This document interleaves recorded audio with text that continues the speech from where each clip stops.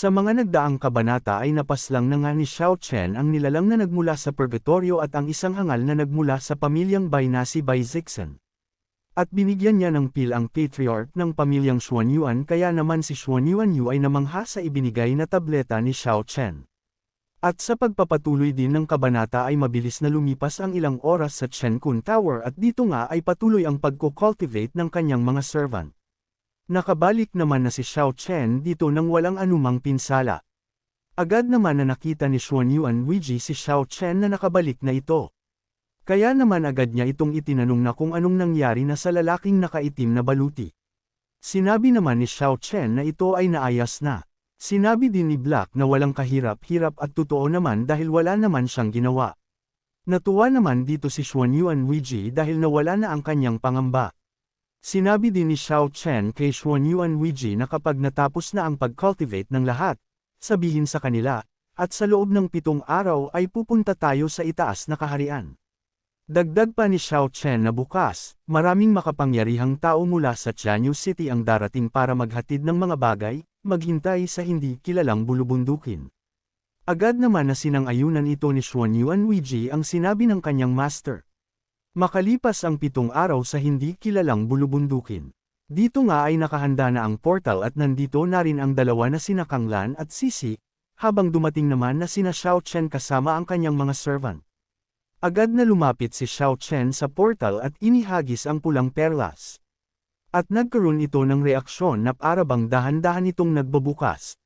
Ginamit naman ni Xiao Chen ang kanyang aura upang may sigawa ang pintuan papasok sa itaas na kaharian.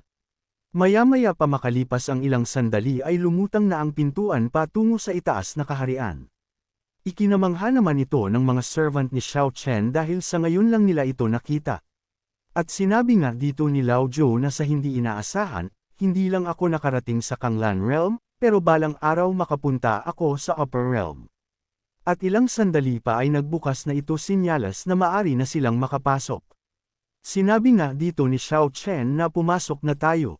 Na sinang-ayunan naman ng kanyang mga servant at excited silang makita ang itaas na kaharian. Sinabi naman ni Sisi na Master lagi akong maghihintay sa iyong tawag. Bahagya namang nenes dito si Xiao Chen dahil nakakahiya ang mga sinasabi ni Sisi. Agad naman na lumapit si Kang Lan kay Xiao Chen. At sabay na sinabi nito na huwag mong kalimutan ang pangako natin, hihintayin kita. Bahagya namang kinilig ang mga servant ni Xiao Chen sa kanilang nakikita sa kanilang master. Nasabi na lang ni Xiao Chen habang nahihiya na oo naman huwag kang mag-alala. At nang matapos siyang magsalita ay agad na siyang tumakbo sa loob at baka humirit pa si Kang Lan. Sa isip-isip naman ni Lao Zhou na hindi matigas ang puso at hindi malapit sa babae ang master. Ilang sandali pa ay sumunod nang pumasok ang kanyang mga servant. Makalipas lang din ang ilang oras ay nakapasok na nga silang lahat at nasa harap nila ang isang mataas na tarangkahan. Sinabi nga dito ni Lao Zhou na Changguan maaring ito ang itaas na kaharian. Sinabi naman ni Sword Ghost na hindi, ito ay dapat lamang ang unang antas ng 99 na makalangit na daanan. Wala namang ideya ang dalawa na kung ano ang 99 na makalangit na daan. Ipinaliwanag naman ni Xiao Chen na sa buong panahon, lahat ng nilalang mula sa mababang kaharian na gustong pumasok sa itaas na kaharian ay dapat dumaan sa makalangit na tarangkahan upang makakuha ng pag-aproba. Bago pumasok sa itaas na kaharian, kailangan nating dumaan sa 99 na makalangit na daanan, pagkatapos sa pamamagitan ng mga kinikilalang tao, halika at umalis sa pagitan ng dalawang mundo. Nang marinig ito ng ikatlong Black Caravan Captain ay kanya itong ikinagulat. Dagdag pa nga ni Xiao Chen na isa rin ito sa mga dahilan kung bakit ko ginagawa ang iyong antas ng paglilinang ay dapat umabot ng higit sa 9 na antas ng espiritual na pagkamit. Sinabi naman ni Beastmaster na 99 na makalangit na daan. Mukhang kawili-wili. Sinabi na din ni Xiao Chen matapos niyang ipaliwanag ito na simulan na natin at lagpasan ito. Agad na silang pumasok sa unang baitang upang subukan kung karapat-dapat ba silang makaakyat sa itaas na kaharian. Nang makapasok sila sa loob ay nagkaroon agad ng reaksyon sa loob. At mabilis na bumulusok ang 3 espada kay Xiao Chen. Nakalmado lang namang pinakikiramdaman ni Xiao Chen at Black. Napangiti na lang nga siya dito dahil ito ang pinakamadaling baitang. Agad niyang binalutan ng aura ang kanyang kamao upang salubungin ang tatlong espada. At nang matapos ang kanyang paghahanda ay kanya na itong pinakawalan. Kaya naman dahil dito ay walang kahirap-hirap na nawasak ang tatlong espada ng mabilis. Napapangiti si Xiao Chen dahil bahagya niyang naalala ang ganitong sitwasyon. Dito nga ay maari na silang makaakyat sa pangalawang baitang. Tinanong naman ni Kaimei na kung tapos na nga ba ito. Sinabi naman ni Sword Ghost na sa tingin niya parang hindi pa. Nakangiti namang sinabi ni Xuanyuan Weiji na mukhang malapit na ito, parang hindi naman maganda. Mayabang namang sinabi ni Xiao Chen na para sa akin ay madali lang ito. Subalit napaisip siya na sa mga daanan, para sa bawat karagdagang tao, ang kahirapan ng mga makalangit na daanan ay madoddoble. Sana sa huling pagsubok, ay hindi ako maglabas ng maraming lakas. Ilang sandali pa ay pumasok na sina Xiao Chen sa pangalawang antas ng pagsubok. Nang makapasok sina Xiao Chen ay may isang nilalang na nagmamasid sa kanila. Nasabi pa nga niya na dumating na talaga siya at isa itong kawili-wiling pagkakataon. Balik tayo sa pangalawang antas ng pagsubok na kung saan patuloy na hinaharap ni Xiao Chen ang mga patibong dito. Sa pangatlong antas naman ay walang pinagkaiba ang ginawa ni Xiao Chen na pagharap sa mga patibong. Na umabot na din sa ika-4 na antas ang kanyang patuloy na pagsalubong sa mga patibong. Sa ika-5 antas ng pagsubok naman ay bahagyang naging kalmado. Nagpatuloy sina Xiao Chen papasok sa isang maliwanag na lugar. At nang makapasok sila ay bumungad sa kanila ang isang bahay na sira-sira. Subalit hindi nila ito pinansin at nagpatuloy sa paglalakad. Maya-maya pa ay sinabi na ni Lao Zhou na kung ito ba talaga ang ika-5 antas ng pagsubok. Sinabi din ni Kaimei na sa mga unang antas ng pagsusulit ay nakarating kami dito ng may mga paggalaw. Ngunit sa lugar na ito ay wala man lang paggalaw. Bahagyang napapaisip naman si Xiao Chen na sabi pa nga niya na makatuwirang dumating ang pagsubok. Subalit mali ba ang naalala ko? Nagkaroon naman ng matinding reaksyon si Black dahil may nakita siya dito. Napansin na nga din ito ni Xuanyuan Weiji na sabi pa nga niya na sandali lang may isang batang babae doon. Dito nga sa isang malaking puno ay may isang bata na nasa loob ng tiyan ng malaking puno. Agad naman na tumakbo si Xuanyuan Weiji dito at nilabas niya ang kanyang martilyo. At sabay na inatake niya ang tiyan ng puno upang mawasak ito at mailabas ang batang babae. Nang mawasak nga ito ni Xuanyuan Weiji, ay agad niya kinuha ang batang babae at sabay niyang tinanong ito na kung ayos lamang ba ito. Sinabi naman ng batang babae na paano siya napunta sa lugar na ito at anong lugar ito. Tinanong nga din ito ni Kaimei na kung paano ito nakarating sa lugar na ito. Sa mga sandalingang ito ay bahagya silang nagtataka na. Sinagot naman ng batang babae ang tanong ni Kaimei na sabi pa nga nito na malapit lang ako sa bahay ko noon, pero may nakilala akong magandang babae. Tinuro nga din niya ito at dagdag pa niya na sa mga sumunod na nangyari ay hindi ko na namalayan at hindi ko na alam. Sinabi naman ni Xuanyuan Weiji kay Xiao Chen na maaari ba natin siyang dalhin at tulungang mahanap ang kanyang pamilya. Subalit bahagyang may napansin si Xiao Chen na kakaiba. Nagkaroon ng matinding reaksyon ang puno at sinabi nito sa kanila na ang lakas ng loob niyong hawakan ang aking pagkain. At nang matapos itong magsalita ay agad itong naglansad ng kanyang atake na agad namang napansin nila Xiao Chen.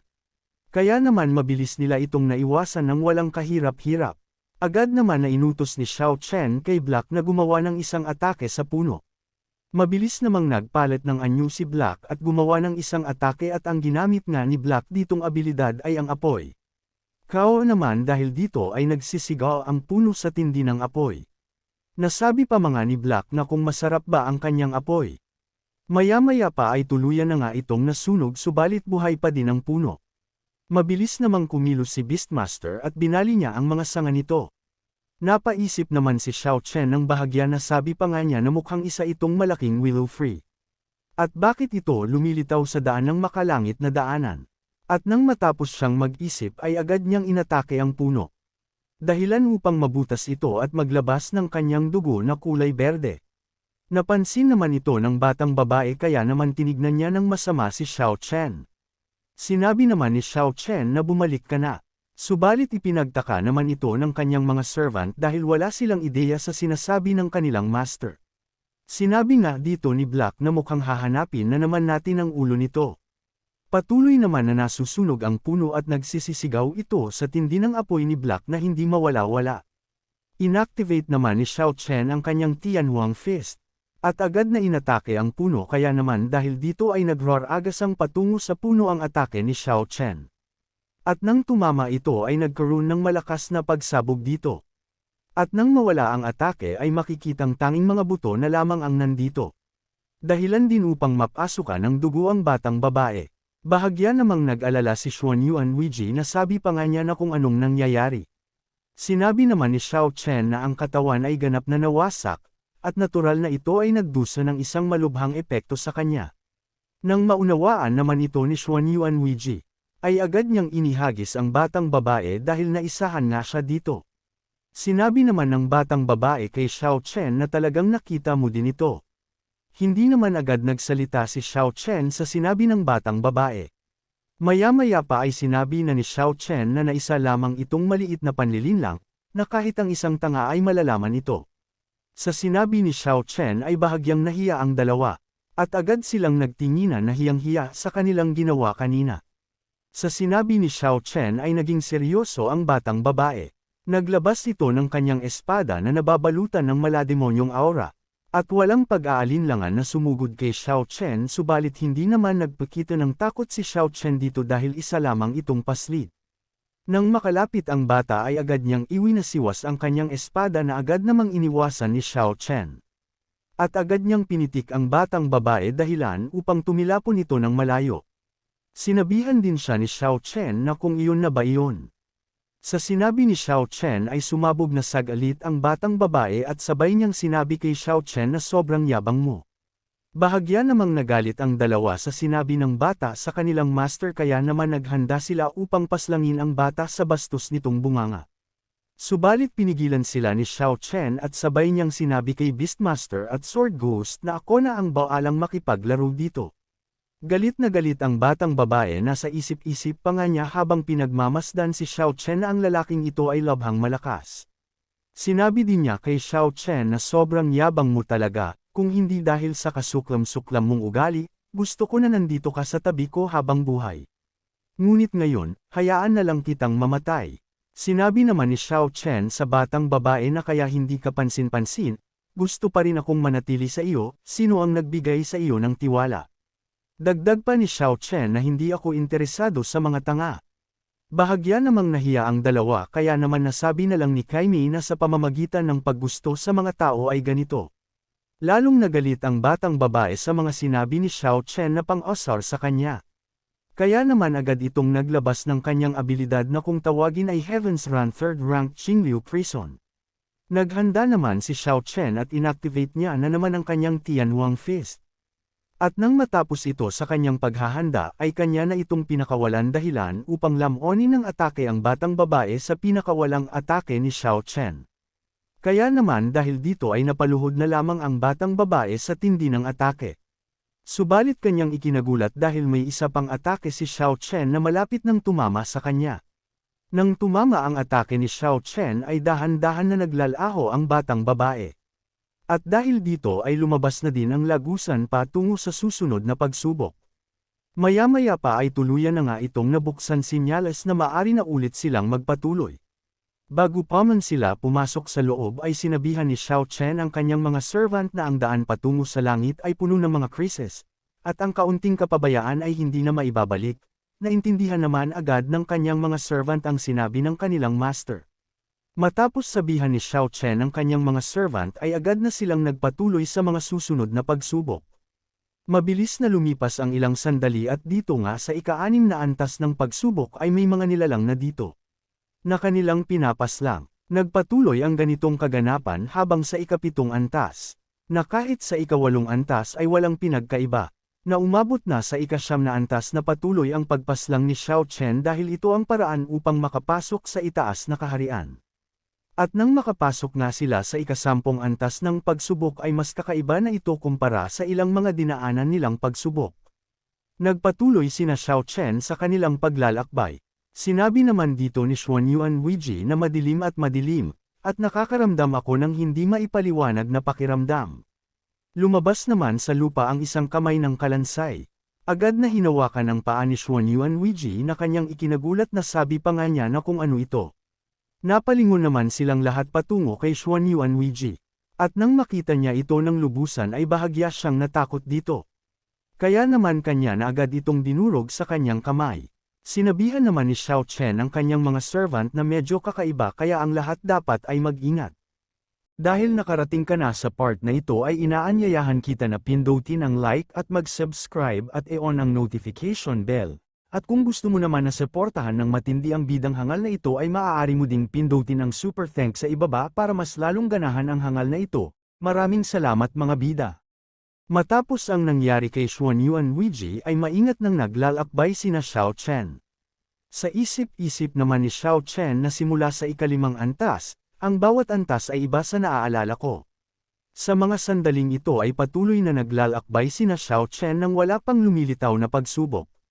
Subalit maya-maya pa makalipas ang ilang sandaling paglalakbay ay nagsilitawan ang mga kamay ng kalansay sa kalupaan na ikinagulat nilang lahat. Nilabas naman ni Black ang kanyang abilidad na kidlat.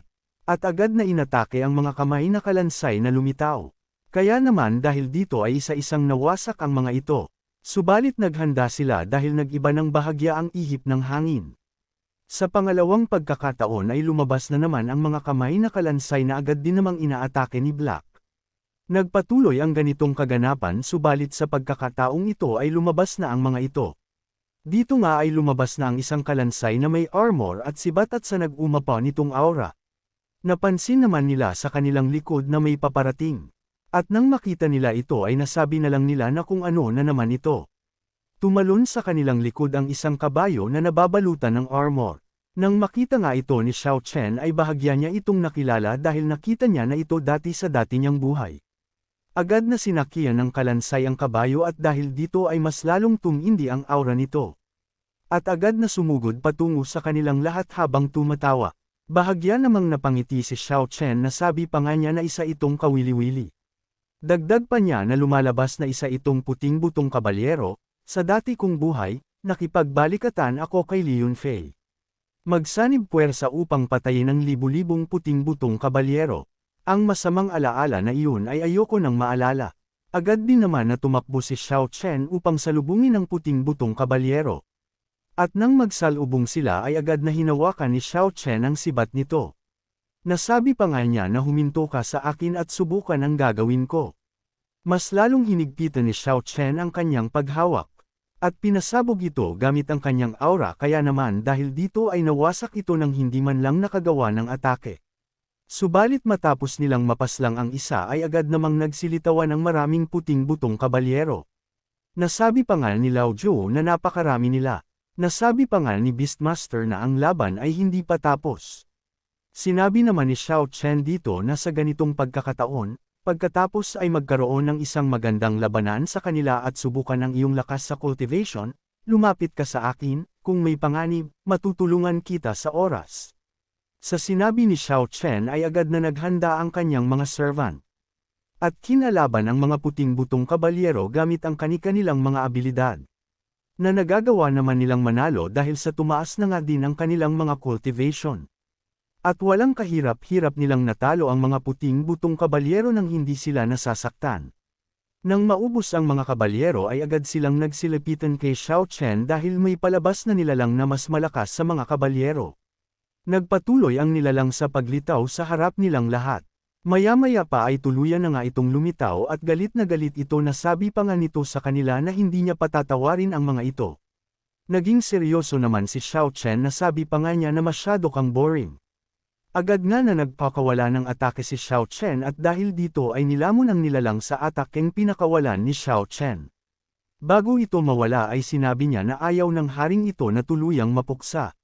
Nang mawala ang nilalang ay sinabi na ni Xiao Chen na magtungo na sila sa susunod na antas ng pagsubok. Dito nga sa panibagong antas ng pagsubok ay nagkaroon na naman ng matinding laban. Hanggang sa makarating sila sa level 32 sword formation na nagawa din nilang lagpasan. Mabilis na lumipas ang ilang oras at nakarating na din sila sa level 88 Ancient Fierce Beast Wolf na nalagpasan din nila. Maya-maya pa ay nasa harap na sila ng huling antas ng makalangit na daan. Nasabi pa nga dito ni Xiao Chen na ang susunod ay ang huling antas. Nang matapos ngang sabihin ito ni Xiao Chen ay agad na silang nagpatuloy na pumasok dito. At dito na din matatapos ang ating episode mga bidang hangal, subalit hindi matatapos ang araw na ito nang hindi tayo nag-shoutout, kaya naman shoutout kay Rodney Pascual, Pet Urban Job Anya, Gilbert Vallejo, Aimee Lopez from Santa Cruz, Pampanga, at hanggang dito na lang muna mga bida. At sa mga hindi pa na shoutout ay huwag kayong mag-alala dahil nakalista naman ang iyong mga pangalan at nakikita ko ang mga comments nyo. Maraming salamat sa panunood at magkita-kita ulit tayo sa mga susunod na kabanata, kaya naman mangyaring pa-like na lang po.